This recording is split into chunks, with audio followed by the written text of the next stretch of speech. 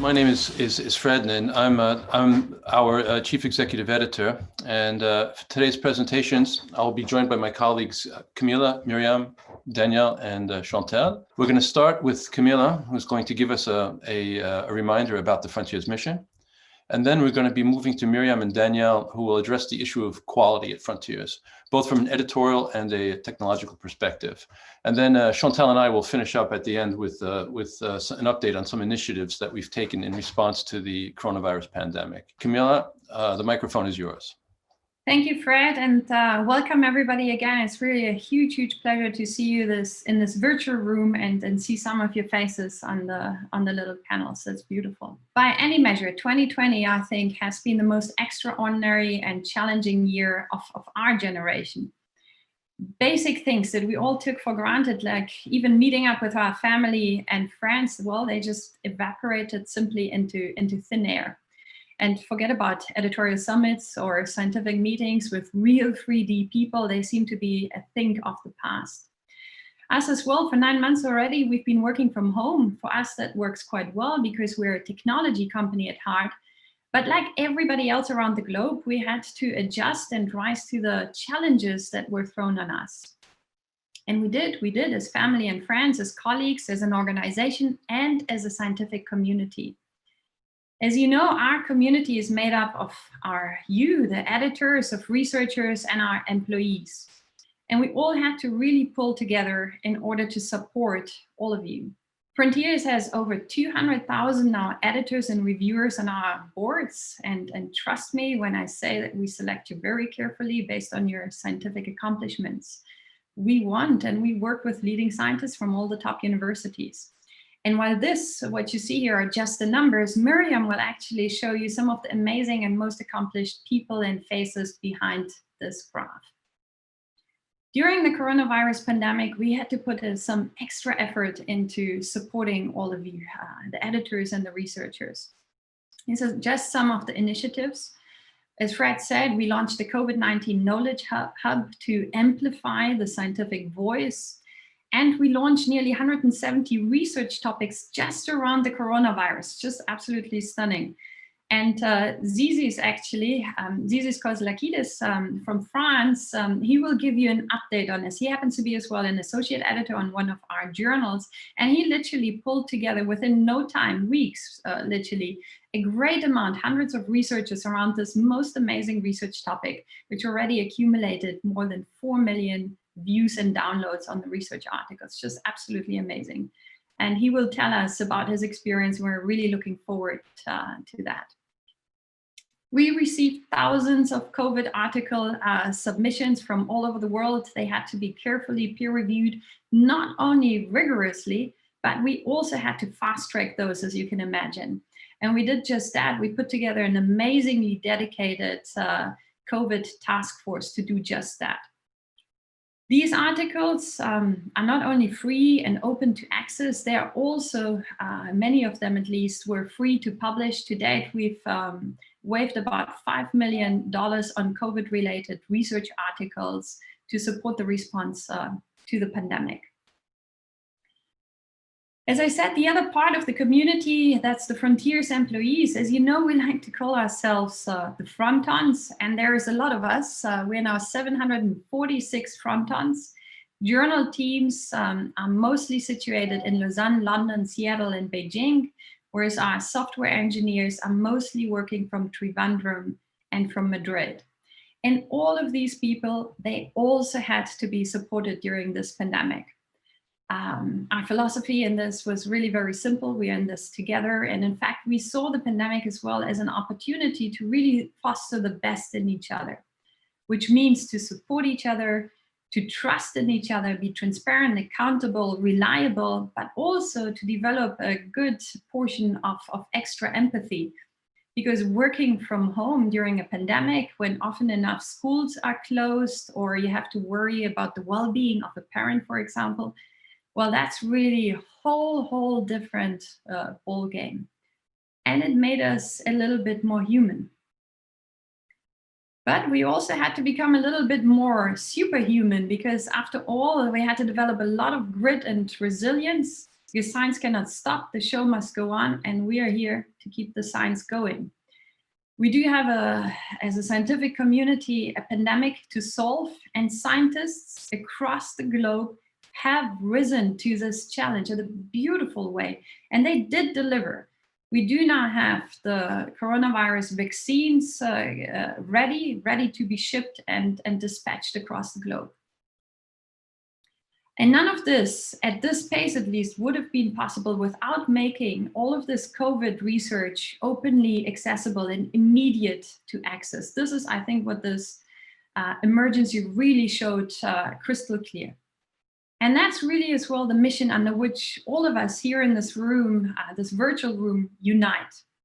We are all here to make science open so that every single one of us can live a healthy life on a healthy planet. But this mission is far from being accomplished. We're only starting because it requires a system change that involves many different players in it. For starters, the subscription publishers need to be flipping to open access.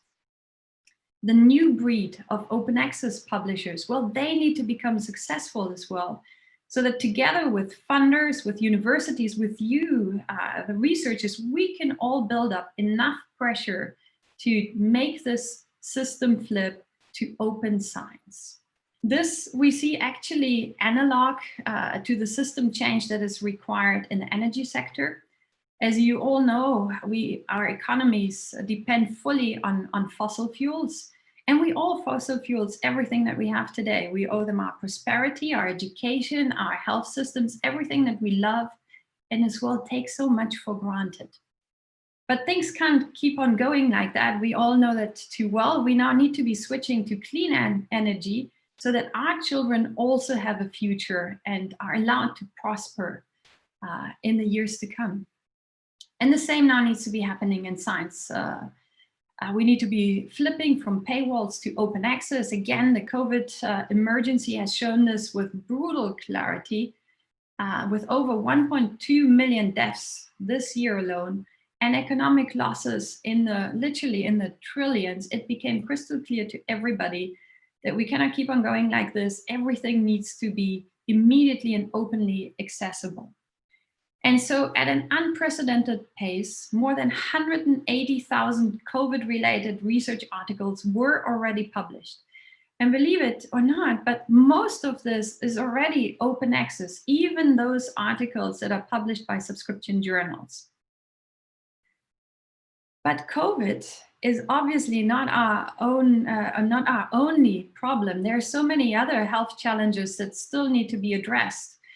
And millions of people are dying of respiratory diseases, cancer, cardiovascular diseases. And literally hundreds of thousands of articles are being published on these subjects every day. But unlike those COVID articles, they are not free to access. They are inaccessible behind paywalls. So this needs to change, because only if science can spread freely and openly around the globe from one lab to another, it can move from labs to companies and then as well to policymakers, so that we all can take evidence-based decisions to save lives and as well livelihoods. And in Frontiers, we can see the spread of science literally across the globe. We've published to date about 2,000 COVID articles, and they already accumulated an amazing 10 million views and downloads. That's really absolutely astonishing. This COVID article, for example, it's a peer review, it's a review on vaccines. It reached researchers across the globe, but it also was downloaded in many pharmaceutical companies, including Pfizer and AstraZeneca. Overall, we've seen that our Frontiers articles have already been viewed and downloaded more than 1 billion times. We reached this tremendous milestone just this year. It's really an absolutely amazing achievement and a testament to the power of open access. 1 billion views and downloads translate into millions of citations. And to put this into context for you, Frontiers today is the 5th most cited publisher in the world amongst the biggest publishers. Well ahead of many well-established organizations such as Oxford University Press or Springer Nature or Wiley. And I said as well, open access publishers need to become successful so that we not only dream of open science, but we make it reality. Well, Frontiers is today already the 12th largest publisher amongst the 8,000 or so that are out there. And if you look only at the open access publisher, we are already number 5. And you, every single one of you, you need to be aware that you're part of an organization that year by year will be climbing those ranks until we get to the very top. Because we're here not to just dream, but to make open science a reality so that really everybody can live a healthy life on a healthy planet. And with that, I'm actually going to hand over now to Miriam, who's going to show you how we take all of your journals, every single one of them, and scale them into success so that they become leaders in their respective fields. So you heard from Camilla about our mission to make science open. I would like to tell you a little bit more about how our Frontiers journals in particular are going to make this mission a reality. We last met in May, if you could join us at that time, at our virtual editor summit. And in the last 6 months that have literally just flown past, we've made amazing progress. We've published an additional 30,000 articles across all our journals. 24,000 new editors have joined us on our boards, and we've launched an additional 17 journals.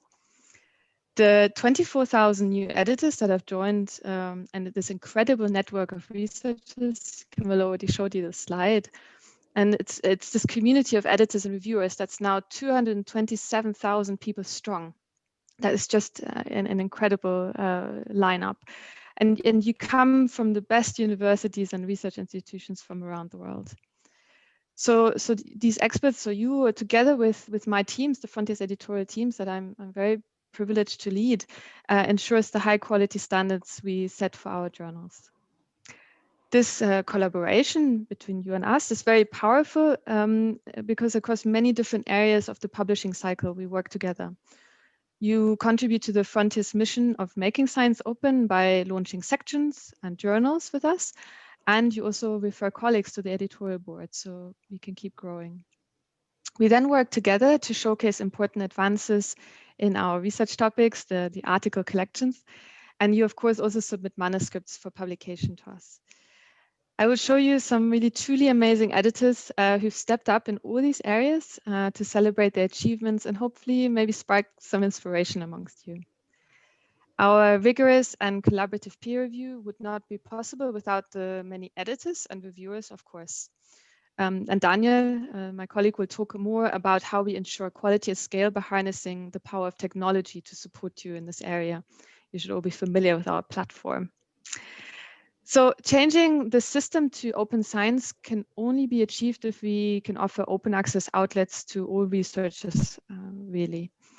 On these bubble graphs, like I like to call them, you see the universe of journals by publisher and arranged by major fields such as life sciences and engineering, so these different corners that we marked. For these select publishers, we have highlighted their older journals in purple, and then in pink, you can see their more recently launched journals. Most of these journals are published by the large subscription publishers, as you see, and are actually behind paywalls. So we need to be able to provide open access alternatives to create the system change that Camilla was talking about as well, and offer open access to all research communities. Looking at our journals, we have been launching titles since our founding in 2007, first in neuroscience, and I know we have quite a few neuroscience editors on the call today, then in life sciences, health, physical sciences, and then most recently also in the area of sustainability. Although many of our journals are already aligned with the UN Sustainable Development Goals, we are expanding into dedicated, often very cross-disciplinary fields to bring solutions to these global challenges. And really only by making the advances in this field openly available will we accelerate the solutions so that we can live healthy lives on a healthy planet, as we say. Our sustainability portfolio that I'm showing you here has 6 journals now. You can see the growth in articles on the graph and how they're garnering support in the community since the day they launched. The 2 founding journals are Frontiers in Sustainable Food Systems and Frontiers in Forest and Global Change. And they are respectively led by Professor Claire Kremen and Professor Mark Adams. And actually, I'd like to take this opportunity to congratulate Claire because she's been awarded a prestigious award, the Volvo Environment Prize this year, to recognize her research and action reconciling food production and biodiversity conservation. Moving on, another example. So Professor Mel Slater is a really lovely example of an editor making an impact in his field through a dedicated journal. He led the Frontiers in Robotics and AI journal as a chief editor and including one of the sections on virtual environments. And that's where Mel's expertise is. He saw an opportunity to make virtual reality its own journal. So he spun out his section and launched Frontiers in Virtual Reality with us in last year. And Mel has used this journal as a platform to engage his community, his research community, through a series of virtual seminars this year. So all going virtual. And these were hosted by the journal and live streamed. Really, I found a really wonderful initiative. Professor Alessandro Isidori, I think he's on the call today. Hopefully we let him know that he's being featured, is a hematologist based in Italy. He came on first as a review editor and then was then promoted to associate editor, was quite active. Last year, he took up the opportunity to become a co-chief editor of the hematological malignancy section in Frontiers in Oncology. Despite a very challenging year for him in one of the COVID-19 hotspots in Europe, he's been incredibly active, hosting 4 research topics, one specifically focused on the pandemic and its impact on cancer patients. He led this article collection together with his co-chief editor and 2 other international colleagues. So building a strong and diverse network of experts is a magic ingredient for making your journal a success. Here, this is the section led by Professor Takis Mathiopoulos and Professor Sophie Poulin, and they have achieved this beautifully with their section Aerial and Space Networks. This section is cross-listed in Frontiers in 2 journals, Frontiers in Space Technologies and Frontiers in Communications and Networks. Their 262 strong editorial board is located in 42 different countries, really reaching from South Korea to Yemen, United Arab Emirates to Ecuador, from everywhere. My next example, so this is Professor Helen Clasby. She is situated at the University College London. She joined Frontiers in Psychiatry as an associate editor in 2018. And really has been quite active editing manuscripts as well as contributing her own publications. Last year, she also won a major European prize for outstanding achievement by a woman working to improve mental health care. Yeah, congratulations, Helen. I think that's a wonderful recognition of your work. And Helen emphasized how policy needs to be informed by scientific evidence to ensure that longer-term mental health rehabilitation is available and effective for people living with complex psychiatric disorders. This year, she launched a dedicated research topic on this to bring together advances in the field and highlighting solutions. So we mentioned research topics a lot, but of course, because they're such ideal vehicles to bring together experts, foster collaborations, and give visibility to research areas. This is what Frontiers in Chemistry has achieved in a very inspiring way. the editors of this journal have been hugely engaged in giving the stage to specific research communities through using research topics. I'm only showing you a selection of the editors who are involved. There are many, many more. They're led by the field chief editor, Professor Steve Söb. They've invested in showcasing, for example, rising stars from different regions here. I think there's Asia, Oceania, so beautiful examples. The proof that research topics increase discoverability can be seen in these graphs. Our research topic articles on average receive 60% more views, 60% more downloads, and even 90% more citations than spontaneous articles. This is a real testament, I think, to how article collections create this added value for the research community. And that's why we encourage each of our editors to get involved in hosting at least one or two a year. Our editors submit regularly to our journals. Here, I picked 3 examples of outstanding original research articles published by editors in 2018. They've received quite impressive citations. Well done to bringing these exciting research advances to the world, Dr. Francesco Farise, Dr. Maria Carmen Collado, Dr. Isaac Sunda, and Professor Irfan Rahman, together, of course, with their co-authors. And it's all these contributions from you in partnership with my editorial teams that results in remarkable citation traction of all our journals. So this graph that you saw moving shows the performance of our journal impact factors in each subject category of the journal citation reports, where we're consistently in the upper percentiles. We take great care and pride in each of our journals to make them leaders in their fields using different types of metrics. Impact factor just being one of them. We're glad that you're part of this journey with us. And we're getting it done. 8 of our journals are already citation leaders in their fields based on total citation ranking this time. Focusing on our neuroscience title in these leaderboards, thanks to Idan, Hauke, Shri, and Thomas, as well as their journal managers Stephanie, Julia, and Belena. For the other journal citation leaders, I would like to say thanks to Martin, Helene, Josh, Ludmilla, George, Katerina, Axel, Chloe, Luigi, and Alessandra. And many of them actually have been on our boards right from the beginning. And we have actually more high-performing journals coming up the ranks, thanks to all these chief editors and their journal managers as well. And these are the reasons why we are the 5th most cited publisher overall. Through a focus on quality, we are making science open, one journal at a time, so that we can live healthy lives on a healthy planet. Daniel, over to you for the technology story on this. Thank you, Miriam, and welcome also from my side. So as you've heard, we are on a journey of great growth, and we believe technology is going to play a key part in here by helping us ensure and maximize the quality of the research that we publish. Now, we're really convinced that this can only happen if humans and technology work hand in hand. And because of this, there are already over 270 people as part of the Frontiers Technology Group, all working towards this goal.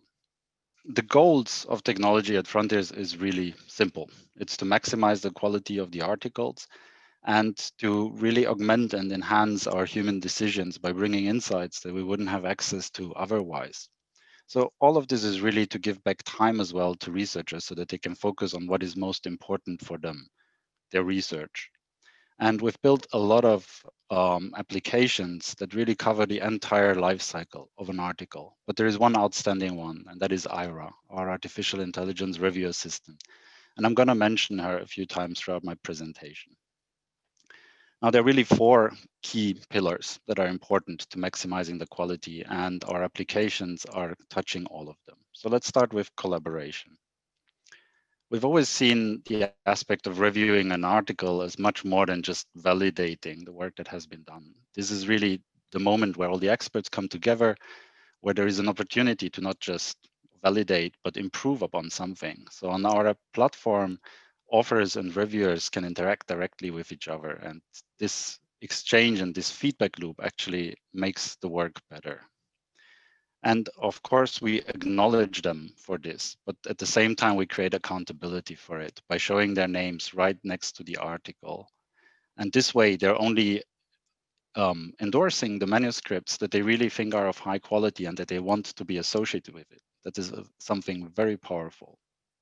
And we go even further, and with just one click on a name on any of our articles, it takes our viewers to a full research profile where they actually see their academic contribution as well as their editorial contributions. And with this way, we really create full transparency so that you know who is behind this article and who stands with their name for it. Now that takes me to rigor. And this is really where I think technology can have the most profound impact, actually. This is the place where IRA is suggesting the best experts to review an article, as an example, a functionality that is available to all of the editors as they're editing. And I'm going to show you how this works, and I hope all of you are going to take the chance at your editing assignment to try this out. So what you see here is our review forum. I hope you're all familiar with it. And it's the view of a handling editor. And IRA suggests reviewers based on their expertise. And for every suggestion, she also explains why this person has been suggested by showing the 5 most relevant publications and highlighting the key terminology that it has in common with the submitted manuscript. And in most cases, IRA is really spot on here. But even if she isn't, we give full control of the algorithm to our editors so that they can tell IRA what is really important to them. So it's really just a touch of a slider telling IRA what is more important and what less, a click of a button, and within a few seconds, there will be a brand new list of generated reviewer suggestions available to invite.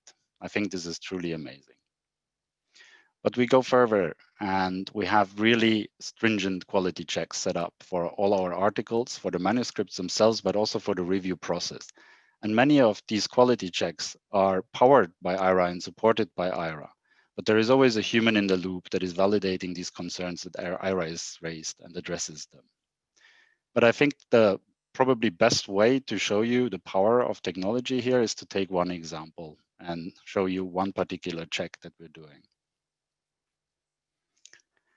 So this is our image integrity check. In this place, we have an algorithm that looks through all the figures that are being submitted, and it looks for repeated patterns within these images. What you see in this example is that IRA found that 2 images have this type of repeated pattern, and it highlights them so that our internal staff, but later on also the editors, can look at why it's there. And there are many reasons why this is totally fine to be there, but this is also one of the prime ways how we can detect manipulations inside of images. Now, we can do this by now in many different type of figures. And I think it's quite easy to say that it's almost impossible for a human to spot these type of things. You would need to be highly trained and very experienced. But IRA can really do this without any problem.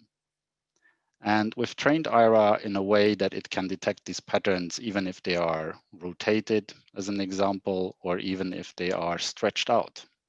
Again, something incredibly powerful. And this is really the only way how we can systematically make it possible to check every single figure at this level.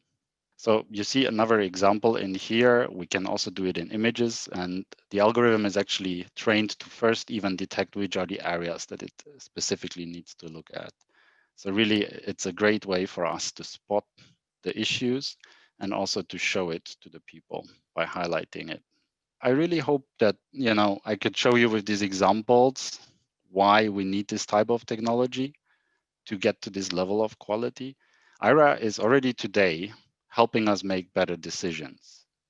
And we are so excited about the progress that we've made that we really want to keep developing IRA into being more than just a review assistant, but one day become a full-fledged research assistant. I think that can excite all of us, but I'm also happy that we find a lot of other people that share our vision for the future. And IRA has actually become famous already. There have been quite a few articles written about her, for instance, in the New York Times or in the IEEE Spectrum. And I would really encourage you, if you're interested, to go and have a read. They're great articles. And I hope that I could show you why technology is important here and what value it can provide. Now I'm handing you back to Fred. Thank you. Thank you very much, Danielle. So now I'm going to say a few words about sort of opening discussion around what we've done in terms of our coronavirus response. When we last met in this forum about 6 months ago, we talked about our plans to conduct a comprehensive response to the pandemic knowing that as an open access publisher, we have both the responsibility and the privilege to contribute to resolving this pandemic. So today, I'm going to report on some of the success of our actions in this space. I think by any standard, we have to say that it's been a huge success. We started out with asking ourselves the question: how can you design a plan to address a systemic societal crisis? And the answer was by pulling together the right people, the right technology, the Frontiers platform, and also significant financial resources to get the job done. On the slide, you can see how we created a knowledge hub, which became an important entry point into this rich set of initiatives and content. And we also provided a rich collection of videos and other types of materials for non-specialists, as highlighted here by the videos and the interviews you see on the screen. I think one basic indicator of our success is simply the fact that we received over 7,000 coronavirus articles as submissions. And of these to date, over 2,000 have been accepted for publication. And I think what you'll also see on the slide is that one point that I think it's important to stress is that we talked about financial contributions. Frontiers contributed $5 million to this project in the form of waivers and discounts. The Frontiers research topic, as Miriam highlighted, has proven to be truly an ideal format for organizing the content across all areas and all aspects of the COVID-19 pandemic and its consequences. These projects actually spanned across 55 different journal teams at Frontier. So it was a very, very broad effort. And as you can see in the slide, several have exceeded millions of views and downloads. So we've had really an incredible impact. We've also been able to use this content to form the basis of a number of collaborations with external partners. This is just one example I wanted to highlight, showing how the articles that we published in these projects have been integrated into the transformation maps of the World Economic Forum. And I think another successful and innovative project that we conducted at Frontiers was in the funder space. This is absolutely worth mentioning. We provided a carefully curated and real-time catalog of grant opportunities as they were evolving in real time. And Daniel mentioned IRA. IRA was called to action to work with the funders to help them allocate the funds effectively in terms of evaluating the proposals. Now, I'm just going to step back and kind of wrap this up and to invite us to consider together what this mission looks like at a higher level, to give us a better sense of the magnitude of the achievement, I think. We can look at the editorial process and, as a virtuous cycle of knowledge generation, as Miriam also mentioned, from the authors who submitted their research results to the topic editors, and especially right around, as you'll see on the cycle, to the thousands of reviewers. We kept this virtuous cycle flowing during the whole coronavirus pandemic. There was no sense of external team or internal teams. We came together with our external editorial boards as one motivated, seamless partnership to address this issue. And with the tens of thousands of people involved, as you can see on this graphic, there are way too many people to acknowledge. I'd just like to stress that there was tricky point was finding the right reviewers. I mean, that we saw that immediately that was going to be a stress point. The people involved in the space were being pulled in 20 different directions at the same time. So we addressed this proactively by putting together a review task force, which is composed of over 150 experts who volunteered to stand by and ensure the rigorous peer review. The task force got the review done. They got the job done. And so now it is my great pleasure to ask Zizis to step up and tell us a little bit about his perspective as a topic editor and as one of the leaders of the task force. So Zizis, the microphone is yours. Thank you very much, Fred. It was very quick to realize that this is a once-in-a-lifetime opportunity, and also that this is once-in-a-century event. So as a virologist, it was very clear to me, but I had to convince a lot of other people that this is important. And together, we formed this very quickly, this very strong bond, and the conviction that the way that we will overcome this is through solid scientific research. So this was the backbone of all the work, that the science has to be good, it has to stand the test of time. And what was evident very quickly on was the waiver for the publication fees was a great catalyst in inviting articles not just from the Northern Hemisphere, but throughout the entire world, but also the spectrum of scientific fields, as some are more or better funded than others. Absolutely, we are thankful to all the editors that helped make this a reality, and also to the staff at Frontiers that formed a very cohesive team, being able to respond to us multiple times throughout the day as we had to review upwards of 800 manuscripts in less than 2 months or 3 months. I want to thank Camilla for the leadership and also Frontiers for providing the platform. And I think this has been a fascinating experience in bringing a lot of good science out for everybody and making it accessible. I'll leave it at that. Thank you very much. Terrific, Zizis. Thank you so much for taking the time to join us this morning. This is absolutely a great story and a great success story. So with that, we pass now the word over to Chantelle, who will tell us something about the academic survey that we conducted earlier this year. Thank you very much, Fred. Hello, everybody. I am Chantelle, the Chief Communications Officer at Frontiers, and I'm very pleased to be able to share with you today some of the key findings of the academic survey that we ran earlier this year.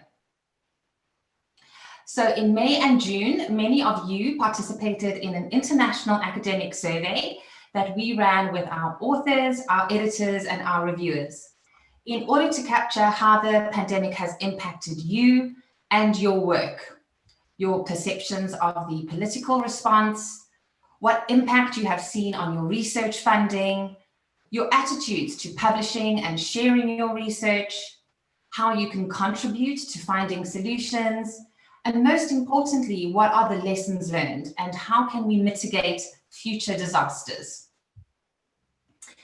It is the science that is going to get us out of this crisis, so it was imperative for us to give you, the scientists, a voice during this incredibly challenging time, especially when you are under such extraordinary pressure to provide answers. As far as we can tell, it is one of the largest academic surveys that has ever been conducted, with over 25,000 of you participating. You represent 152 diverse countries, roles, and areas of research. So thank you very much for contributing and allowing that scientific voice to be heard.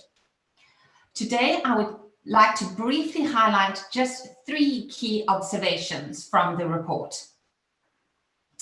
So firstly, despite the massive disruption to your lives, you as a research community have been incredibly resolute, with the vast majority of you being able to continue working. Writing papers for publication has become your most common task, something that we also felt at Frontiers, seeing an increase in manuscript submission numbers. But this, above anything else, is incredibly encouraging, and it gives us hope that you as the academic community will remain resilient to new waves of COVID, like the second wave that many of us are experiencing right now in our respective countries.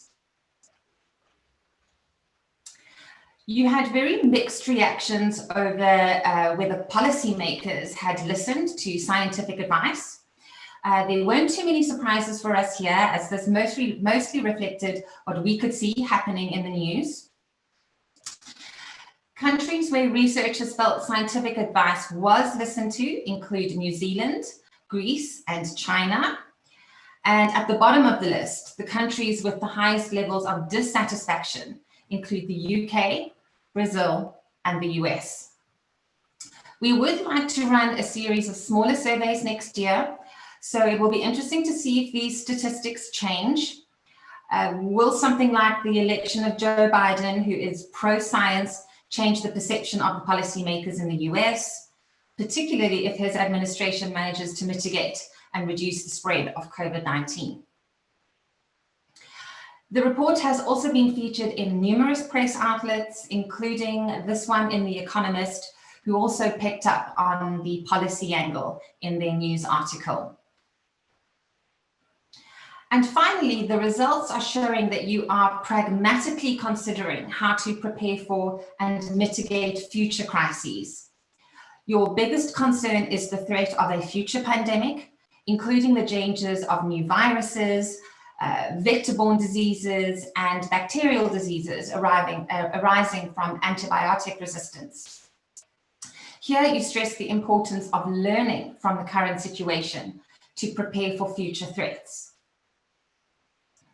And your other big concern is the key challenge of our time, and that is climate change. Here you drew parallels between the immediate action taken to mitigate COVID-19 and the kind of action that is needed to tackle environmental threats. The report also contains commentary from experts in the field who worked with us during the analysis of the results to provide their insights into the findings. So I wanted to take this opportunity to publicly thank Professor Zia Li from Huazhong Agricultural University in Wuhan, Professor James Wilsden, Director of the Research on Research Institute, Professor Martin Siegert, Co-Director of the Grantham Institute at Imperial College London, Professor Faith Osier, President of the International Union of Immunological Societies, and Professor Sir Peter Gluckman, Chair of the International Network for Government Scientific Advice. Your insights were incredibly valuable and they helped contextualize all of the findings. So thank you again. The report has received a lot of visibility and engagement by the public, and we have received over 9 million views on our social media channels to date. If you haven't managed to look at it yet, we will be sharing the slides, so I have added the link in here for you. I do hope that you will find it useful, and I look forward to working with you again next year to ensure that we maintain that scientific voice, pandemic or no pandemic. Thank you very much, and I'm going to hand back over to you, Fred. Okay, terrific. Thank you very much, Chantelle. To refer back to what Camilla mentioned at the beginning of the program today, COVID does represent the most significant breakdown of our critical societal systems in this lifetime. This sent us to the drawing board, has inspired us to rethink how we, Frontiers as a publisher, might better deliver actionable scientific knowledge that is of real use to policymakers. So in collaboration with my colleague Stefan Kuster, we felt that a new knowledge hub to support this interface is sorely needed. And this led with a very broad collaboration, which led to development of the Frontiers Policy Labs. Next slide, please. So the Frontiers Policy Labs is kicking off with a series of interviews conducted by our colleague, Professor Jean-Claude Bergelmann, who is a professor of open science and former head of the Open Science Unit at the European Commission. He has invited a number of his distinguished colleagues in the policy space to comment on how the role of expert knowledge and informed policy were jolted by this passage of the coronavirus pandemic. Next slide, please. I am sure you can all recognize some of the people that have agreed to participate for this first round of discussions. We're very, very pleased. So please do make sure to follow the link and listen into these discussions. I think what Jean-Claude has achieved is more than just a soundbite. It's beyond the soundbite, but they remain relaxed, informative discussions conducted almost in the spirit of a fireside chat. And so to all of you participating in the summit today, just let me say that this Policy Labs is here for all of us. The idea here is to explore the role of evidence-based policy in all fields. So please do not hesitate to reach out to us. We want to hear from you. We want to hear how we might be able to build a policy dialogue around your own work. So to take today's presentations to a close, let me just once again bring the discussion back, all the way back to the beginning in Camille's opening remarks. There's no doubt that COVID-19 has exposed many weaknesses in our current societal systems, in our current way of operating. The response to the pandemic has revealed that there is a need to build better bridges of communication and trust between policymakers and scientific experts. And we've seen that many bottlenecks and pitfalls within our own current systems have become really critically apparent, including, just to give one example, the absurdity of holding critically important knowledge behind publication paywalls. Climate change, food security, poverty alleviation, social inequality, all of these are issues that must be addressed via an evidence-based approach. And Frontiers Policy Labs is just one example of how we can all pull together to foster these new channels of communication to bring the needed evidence-based insight towards the resolution of these challenges. So we're very pleased to have this Frontiers Policy Labs now open to the world. I'd just like to finish by thanking everyone. Warmest thanks to everyone for being with us today, for participating. And please, let's keep this conversation moving forward. So talk to your journal managers, talk to your program managers, and let's just keep these ideas flowing. This is, as I said at one point, we're reaching out and we really want to shore up these partnerships that we're building here at Frontiers. So thank you all again for participating. I'm going to let Camilla have the last word. It's so amazing to just see how many people are connected on a very similar mission of making science open. If maybe one last word that I can add to this, before we even translate all of the science for the children, for the politicians, I saw there, in all of these, the first step that really needs to be taken is to make all the information available to everybody. We need to know what science we have, and the science needs to be immediately accessible. Then it can be translated into any type of way, whether it's for machines, for kids, for politicians, for your grandmother, or for whoever is necessary. But the first step is really to make it all open. We're not there yet, but we are all here in this rocket ship that's going into the stratosphere, and the people in this room and on these editorial boards, we together will make it happen with the help of many others. But you're instrumental in this, and I want to thank you for this and want to congratulate on this as well. What you do is tremendously important.